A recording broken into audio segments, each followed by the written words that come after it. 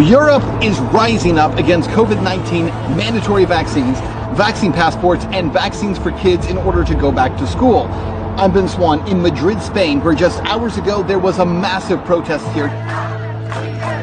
Tens of thousands of people turning out and saying no to those vaccine passports. We're going to show you video from here. By the way, it's not just here. We're talking about France. We're talking about Italy. We're talking about Greece. All across the continent, people are standing up and saying no. And yet the mainstream media, they're not going to cover this. We will. I'm Ben Swan, and this is Truth in Media.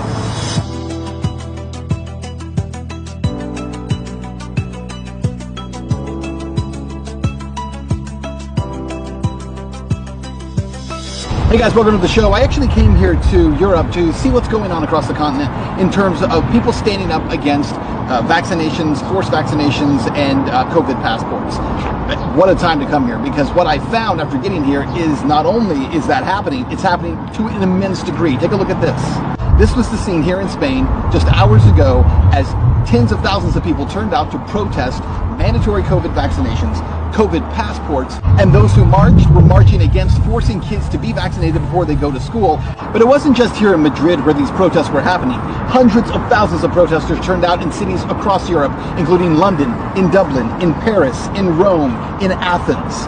Some of the most powerful demonstrations happened in France, where demonstrators actually had tear gas fired at them by riot police. Police actually pushed back demonstrators in some parts of the city, and there were also scuffles between police and demonstrators. In France, the reason for the protest in part was because of pending legislation in France's parliament that would set up a vaccine passport system within the country, as well as implement a vaccination mandate for all healthcare workers. In Italy, it was much of the same thing, as thousands of Italian demonstrators gathered in Rome, Naples, Verona, and Milan on July 24th. In Verona, thousands chanted "No Green Pass," referring to the Italian government's decision to implement a vaccine passport-like system for people to enter local fairs, stadiums, theaters, or other gathering areas.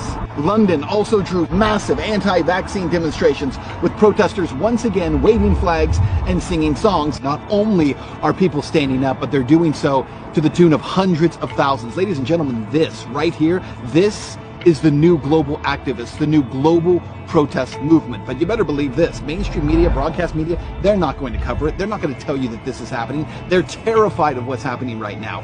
Hundreds of thousands of people collectively coming together. And here in Spain, one of the things that was being said is that if all the people come together, no government, they cannot stand against us if the people are united. That's what they were chanting here in Madrid just hours ago. And it is the idea of that needs to continue to spread across the world. It's absolutely correct. The last thing I tell you is that the languages in all these places may change, but the words do not.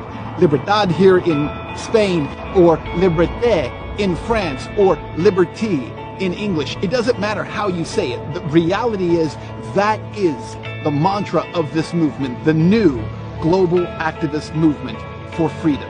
I'll see you next time.